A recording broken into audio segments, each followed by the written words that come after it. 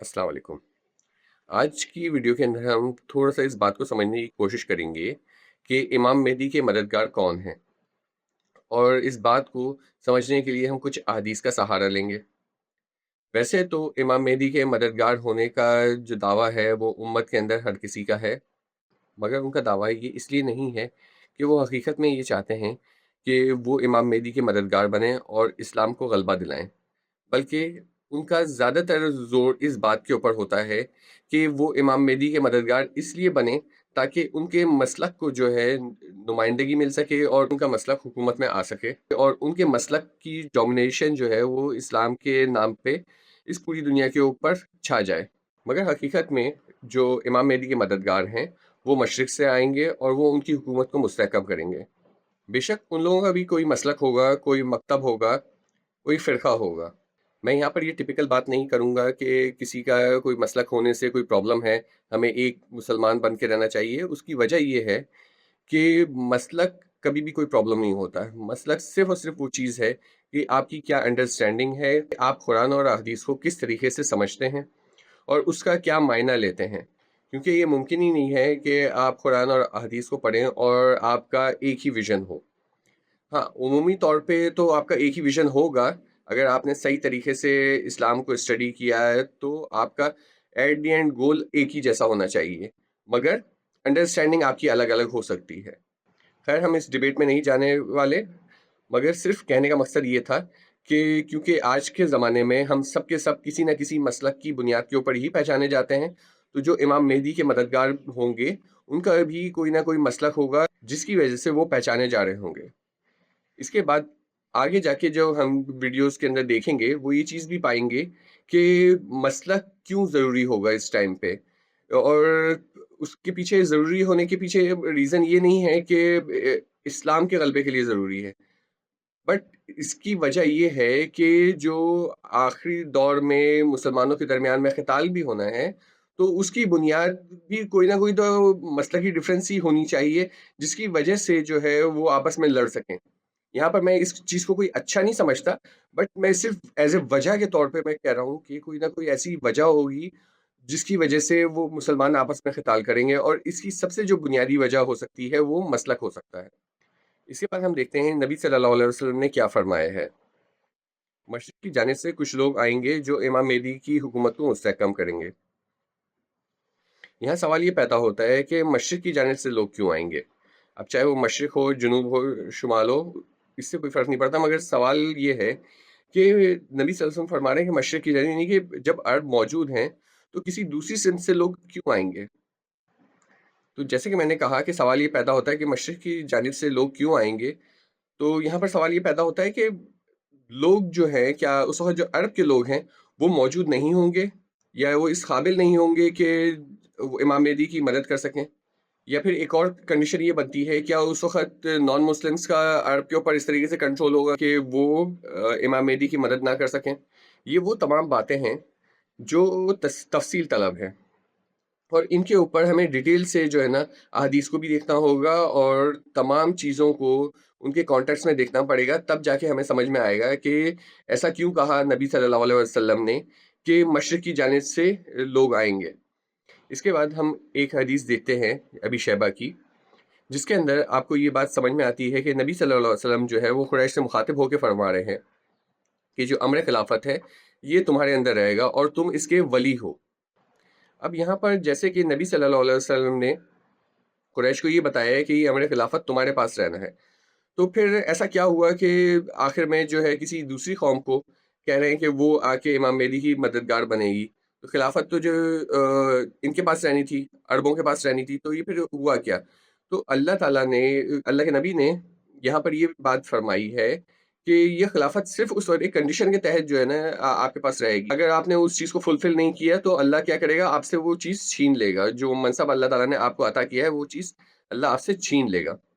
उस छीनने के बाद क्या होगा? अल्लाह ताला आपके ऊपर ऐसे लोगों को मुसल्लत कर देगा जो इस मखलूक के अंदर सबसे ज़्यादा शरीर लोग हैं, यानी कि जो ज़ुल्म और सितम करने वाले, जो शर फैलाने वाले लोग हैं, उनको आपके ऊपर मुसल्लत कर देगा। मुसल्लत हो जाएँगे तो क्या होगा? वो आपको जो है ना ऐसा नोच खाएँगे, ऐसा बुरे हालत में लेके जाएँगे कि आपकी ये हालत जो है ना एक بدترین درخت کی جیسی ہو جائے گی جس کے سارے پتے نوچ لیے گئے ہوں۔ اب جیسے کہ حدیث میں نے آپ کے سامنے پیش کی ہے، اس کے اندر اس کے کانٹیکسٹ کو میں نے آپ کو سمجھانے کی کوشش کی، اس میں بیان کیا ہوا ہے۔ تو اب سوال یہاں پر یہ پیدا ہوتا ہے کہ عربوں نے ایسا کیا کیا ہے کہ ان سے جو ہے وہ یہ خلافت چھین لی گئی ہے، اور بدترین جو لوگ ہیں، جو شریر ترین لوگ ہیں، ان کو حکومت عطا کر دی گئی ہے۔ تو میری نظر کے اندر جو عربوں سے سب سے بڑی غلطی ہوئی ہے وہ یہ چیز ہوئی ہے کہ انہوں نے حقیقی خلفاء جن کو اللہ تعالیٰ نے نامنیٹ کیا تھا ان کو چھوڑ کے ہر اس شخص کو اپنا خلیفہ بنانا شروع کر دیا، یا ہر اس حکمران کے آگے سر جھکانا شروع کر دیا ہے جو اقتدار کے اندر آ جاتا تھا۔ امت نے ہر اس شخص کو جو ہے اپنے لیے امپورٹنٹ کر دیا، اور اس کی اطاعت اس طریقے سے کرنے لگے کہ جیسے کہ وہ اللہ تعالیٰ کی طرف سے نامنیٹڈ خلیفہ ہے یا نامنیٹڈ شخص ہے، جبکہ اس نے اس حکومت کو حاصل کیا تھا ظلم و زیادتی کے تحت۔ جب امت نے اس چیز کو اپنا شیوا بنا لیا اور اس چیز کے یوزٹو ہو گئے کہ وہ ہر ظالم کے آگے جو ہے اپنا سر جھکا لیں گے اور اس کی اتباع کریں گے، تو اس کا نتیجہ یہی ہونا تھا کہ پہلے کاٹ کھانے والی بادشاہت آپ کے اوپر نازل ہو گئی، اس کے بعد جو ہے آپ کے اوپر ایسی بادشاہت نازل ہو گئی جو زبردستی اپنی حکومت قائم کر لیا کرتی تھی۔ اس کو کسی جواز کی ضرورت نہیں ہوتی تھی کہ ہم جو ہے بادشاہت کے منصب پہ بیٹھ رہے ہیں، اس کے باوجود بھی ہوتا یہ تھا کہ وہ اپنے آپ کو خلیفہ کہا کرتے تھے۔ اگر ہم دیکھیں تو عثمانی خلافت، جس کو ہم ترک کی خلافت بولتے ہیں، جو ترک نے قائم کی تھی، جبکہ ہم نے احادیث کے اندر دیکھا تھا کہ خلافت کا منصب جو ہے وہ صرف اور صرف قریش تک محدود ہے، مگر ترک جو ہے وہ نہ تو عرب تھے، نہ ان کا کسی طریقے سے کوئی قریش سے تعلق تھا۔ جب امت نے ظالموں کے آگے سر جھکانا شروع کر دیا اور ان کی اطاعت شروع کر دی، تو یقینی طور پہ اللہ کی مدد اب پھر آپ کے ساتھ نہیں رہنی تھی، کیونکہ اللہ تعالیٰ نے قرآن کے اندر اس چیز کا وعدہ کیا ہے، اور جو لوگ ظالم ہیں ان کی طرف مائل نہیں ہونا، نہیں تو تمہیں آگ لپیٹ لے گی، اور خدا کے سوا تمہارے اور دوست نہیں ہیں۔ اگر تم ظالموں کی طرف مائل ہوگے تو پھر تم کو وہ مدد نہ مل سکے گی۔ اسی لیے ہم دیکھتے ہیں کہ عربوں کے ساتھ اب اللہ کی مدد موجود نہیں ہے، اور اللہ امام مہدی علیہ السلام کی مدد کے لیے مشرق سے ایک ایسے لشکر کو بھیجے گا جو ان کی حکومت کو مستحکم کرے گا۔ ہم ایک اور حدیث کو دیکھتے ہیں جس کے اندر نبی صلی اللہ علیہ وسلم فرما رہے ہیں کہ کچھ لوگ جو ہیں مشرق سے نکلیں گے اور وہ مہدی کی حکومت کی اطاعت کریں گے۔ یہاں تک تو ہم نے یہ چیز سمجھ لی کہ مشرق کی جانب سے کچھ لوگ آئیں گے جو امام مہدی کے مددگار ہوں گے اور ان کی اطاعت کریں گے۔ مگر سوال یہاں پر یہ پیدا ہوتا ہے کہ مشرق کے اندر تو پاسبل یہ ہے کہ نبی صلی اللہ علیہ وسلم مکہ اور مدینہ کے اس میں موجود ہوں، کیونکہ آخری وقت میں تو وہ مدینہ میں تھے۔ تو مشرق کے اندر تو عرب کا بھی تو بہت بڑا حصہ ہو سکتا ہے، تو کیا نبی صلی اللہ علیہ وسلم نے کوئی اسپیسیفک ایریا کا نام لیا ہے کہ جہاں سے وہ لوگ آئیں گے؟ تو ہم اپنی اگلی حدیث کے اندر اس چیز کو دیکھتے ہیں، جب تم خراسان سے سیاہ جھنڈے آتے دیکھو تو وہاں پہنچ جاؤ، کیونکہ ان میں اللہ کا خلیفہ جو یعنی کہ امام مہدی ہیں وہ موجود ہوں گے۔ اس کے علاوہ امام احمد بن حنبل بھی اپنی کتاب کے اندر یہی حدیث کوٹ کرتے ہیں کہ جب آپ خراسان سے کالے جھنڈے آتے ہوئے دیکھو تو اس کے اندر شامل ہو جاؤ، کیونکہ اس کے اندر امام مہدی علیہ السلام موجود ہیں۔ اب ہم تھوڑا سا چیزوں کو سمجھنے کی کوشش کرتے ہیں کہ نبی صلی اللہ علیہ وسلم جب اس بات کو بیان کر رہے ہیں تو ڈیفینیٹلی ان کے سامنے جو ہے وہ اصحاب ہے، اور اصحاب جو ہیں وہ عرب ہیں۔ اچھا، اب نبی صلی اللہ علیہ وسلم جب ان کے سامنے بیان کر رہے ہیں تو اصحاب کے زمانے میں نہ تو پاکستان تھا، نہ انڈیا تھا، نہ افغانستان تھا، نہ ایران تھا۔ تو وہ جو جس چیز کو سمجھ سکتے تھے وہ اس چیز کو سمجھ سکتے تھے جو اس زمانے میں موجود تھی، یعنی کہ ان کے کانٹیکس میں جو چیز بیان ہوگی وہ اسی چیز کو سمجھ سکتے تھے۔ تو یقینی طور پہ ہمیں یہ دیکھنا ہوگا کہ اس زمانے میں خراسان کس علاقے کو کہا جاتا تھا، اور آج کے زمانے میں وہ کون سے ممالک ہیں جو اس خطے کے اندر آئیں گے جس کو اس زمانے میں خراسان کہا جاتا تھا۔ تو اس کے اندر بہت سے لوگ جو ہیں وہ بلوچستان کا کچھ ایریا بھی بولتے ہیں وہ خراسان کا پارٹ ہے، افغانستان کے بھی کچھ ایریا کو بولتے ہیں خراسان کا پارٹ ہے، اور ایران تو ہے ہی اس کے اندر شامل۔ تو ہمیں یہ چیز سمجھنی پڑے گی کہ احادیث کے اندر جو جس قوم کا ذکر ہو رہا ہے تو وہ کون سی قوم ہے۔ اگر ہم حدیث کے اوپر غور کریں تو حدیث کے اندر سیاہ جھنڈوں کا ذکر ملتا ہے، تو پہلے ہمیں یہ سمجھنا پڑے گا کہ اس خطے کے اندر کون سی ایسی قوم ہے جو سیاہ جھنڈوں کے ساتھ جس کو آپ ریلیٹ کر سکتے ہیں۔ افغانستان کے اندر ہم طالبان کی اگر بات کریں تو وہ اپنے آپ کو جو ریپرزینٹ کرتے ہیں وہ سفید جھنڈوں کے ذریعے ریپرزینٹ کرتے ہیں، اچھا پاکستان کی اگر بات کریں جہاں پر بلوچستان کا حصہ ہے، تو بلوچستان پاکستان کا حصہ ہے، تو ڈیفینیٹلی اس کی کوئی سیپریٹ آئیڈینٹی نہیں ہے جس کے ذریعے وہ اپنے آپ کو نامنیٹ کرتے ہوں یا ان کی خاص کوئی پہچان ہو۔ اب ایران کی اگر بات کریں تو ایران کا اٹ سیلف فلیگ تو بلیک نہیں ہے، مگر جو وہاں پر بسنے والی قوم ہے جو مکتب تشیع سے تعلق رکھتی ہے، اس کی ریپرزنٹیشن جو ہے، اس کی جو پہچان ہے وہ کالے جھنڈے ہیں۔ مگر ہم ایسا نہیں کہہ سکتے کہ صرف اور صرف جو ہے اس بنیاد کے اوپر ہم یہ کہہ دیں کہ یہ جو خطہ ہے جس خراسان کی بات ہو رہی ہے وہ ایران ہے۔ اس کو ہمیں ڈیٹیل سے سمجھنا پڑے گا کہ کیونکہ تاریخ میں اگر ہم دیکھتے ہیں تو بہت سارے ایسے مقامات آئیں گے جہاں پر لوگوں کی ریپرزنٹیشن جو ہے وہ ان کے کالے جھنڈوں سے تھی۔ یہاں پر کچھ لوگ داعش کو بھی کہہ سکتے ہیں، مگر آپ کو یہ چیز سمجھنی ہوگی کہ داعش کا جو ظہور ہوا تھا یا جو داعش ہمارے سامنے اپیئر ہوئی تھی وہ خراسان والے خطے سے نہیں ہوئی تھی، آلدو کہ وہ اپنے آپ کو خراسانی بولتے ہیں، مگر ان کا جو انیشیٹ ہوا تھا وہ سیریا اور عراق والی سائڈ کے اوپر ہوا۔ جیسے کہ اگر میپ میں بھی دیکھتے ہیں تو میپ کے اندر ہم کسی حد تک تو یہ کہہ سکتے ہیں کہ جو مشرق والی سائڈ کے اوپر ہے وہ ایران ہے، پاکستان ہے اور افغانستان آتے ہیں، مگر سیریا اور عراق جو ہیں وہ مدینے کی مشرق کے اندر نہیں پڑتے ہیں۔ خیر ہم اس چیز کو بھی ڈسکس کریں گے کہ داعش کے کالے جھنڈوں کے بارے میں نبی صلی اللہ علیہ وسلم نے کیا فرمایا ہے۔ اچھا اب اگلی حدیث جو ہے نا اس کے اندر اس بات کے اوپر زور دیا گیا ہے اور اس چیز کی امپورٹنس کو واضح کیا گیا ہے کہ یہ ایسا نہیں ہے کہ آپ کو بولا گیا ہے کہ خراسان سے کالے جھنڈے آئے تو وہاں پر پہنچ جاؤ یا ان کی مدد کرو، ان کو کسی طریقے سے سپورٹ دو۔ جسٹ یہ ایک کیجول وے میں بول دیا گیا کہ بس زبانی آپ ان کو سپورٹ کر دو۔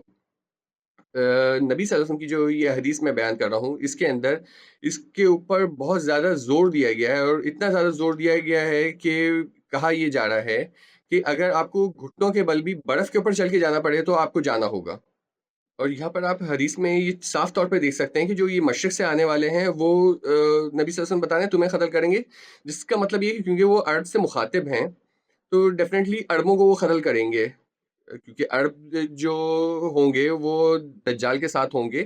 آلدو کہ اس حدیث کے اندر یہ چیز بیان یہاں پر نہیں ہو رہی۔ خیر ہم اس بنیاد کے اوپر یہ نہیں کہہ سکتے کہ یہاں پر جو ذکر ہو رہا ہے وہ ایران کا ہو رہا ہے، اس کے لیے ہمیں مزید احادیث کو دیکھنا ہوگا اور سمجھنے کی کوشش کرنی ہوگی کہ خراسان سے یہ آنے والے جو لوگ ہیں جن کے پاس سیاہ جھنڈے ہوں گے یہ کون ہیں۔ اچھا جہاں تک ہمارا سوال ہے کہ کیا پاکستان اس میں ہو سکتا ہے نہیں ہو سکتا ہے، تو میرا یہاں پر خیال یہ ہے کہ پاکستان نہیں ہو سکتا۔ اس کا ریزن یہ ہے کہ یہ جو جنگ ہونی ہے جس کے ذکر ہو رہا ہے، جو احادیث میں بیان بھی ہوگا اور ہم آگے جا کے بیان بھی کریں گے، یہ یوزولی جو ہونا ہے، یہ جو آگے جا کے ہونا ہے، یہ ہونا ہے عرب ممالک کے آس پاس میں۔ اور عرب ممالک کے آس پاس میں ہونے کا مطلب یہ ہے کہ جیسے کہ ہم دیکھ رہے ہیں کہ ابھی ایران اور سعودی عرب کے درمیان میں ایک تنازع ہوا ہے، اور پاکستان جو ہے اس کے اندر اگر انوالو ہوتا ہے تو اس کے حالات خود خراب ہو سکتے ہیں۔ ہاں اگر بات کی جائے غزوہ ہند کی تو ہم اس کانٹیکسٹ میں سمجھ سکتے ہیں کہ ہاں ٹھیک ہے